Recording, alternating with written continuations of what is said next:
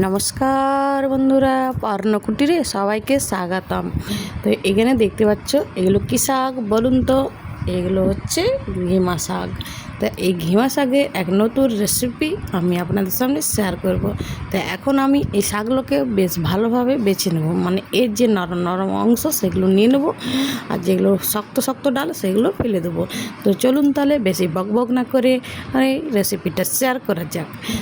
তো এখানে নিয়ে নিয়েছি, দেখতে পাচ্ছেন আমি কীভাবে শাকগুলো বাছিয়ে নিয়েছি। আর এখানে দুটো আলু নিয়েছি এবং দুটো পেঁয়াজ নিয়েছি।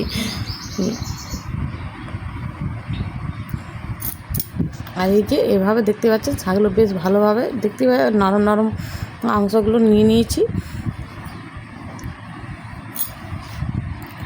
এখানে কুচানো শাক, আলু কুচি, পেঁয়াজ কুচি নিয়ে নিয়েছি।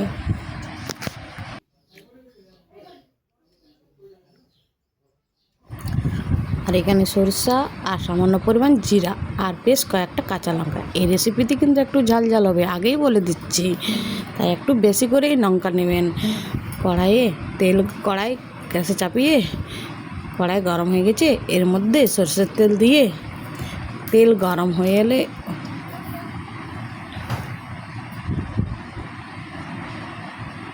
ওর মধ্যে কুচনো পেঁয়াজ দিয়ে বেশ ভালোভাবে ভেজে নিতে হবে, মানে খুব বেশি নয়, ওই ব্রাউন কালারের মতো করে নিলেই হবে।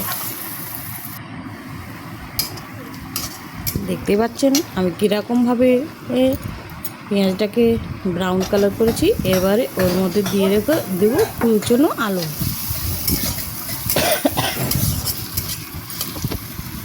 কুচনো আলু দিয়ে বেশ ভালোভাবে নাড়াচাড়া করে নিয়ে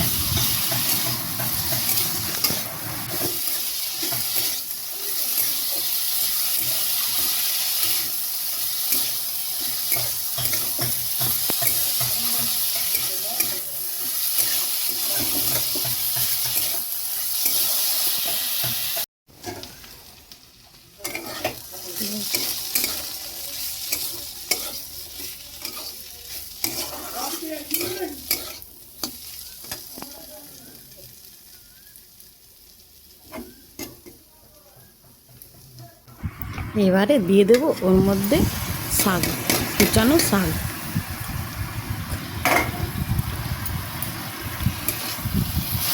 শাক দিয়ে বেশ ভালোভাবে নাড়াচাড়া করে নিতে হবে, যাতে শাকের গায়ের মধ্যে থাকা জল সমস্ত শুকিয়ে যায়।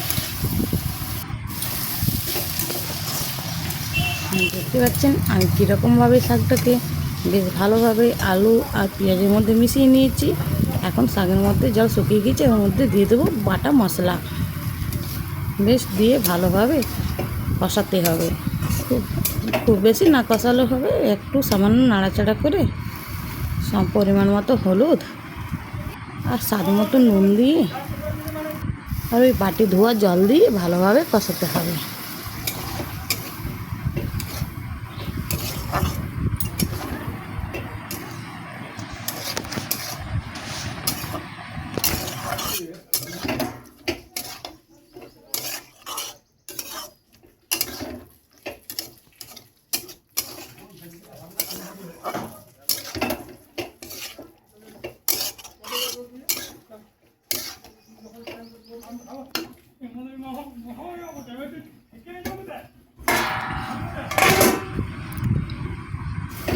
বেশ ভালোভাবে একটু চাপা দিয়ে সামান্য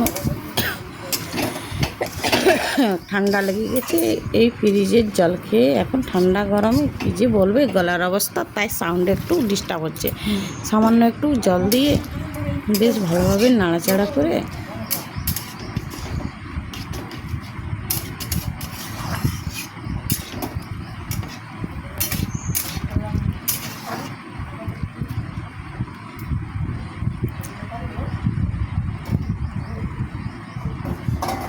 এই চাপা দিয়ে অপেক্ষা করতে হবে যতক্ষণ না আলু সিদ্ধ হয়ে যায়।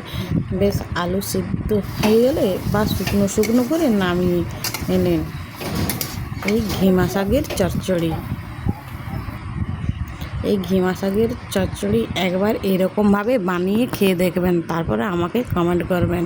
হ্যাঁ, ভিডিওটা ভালো লাগলে অবশ্যই লাইক করবেন, কমেন্ট করবেন, আমার চ্যানেলটিকে সাবস্ক্রাইব করবেন। ধন্যবাদ।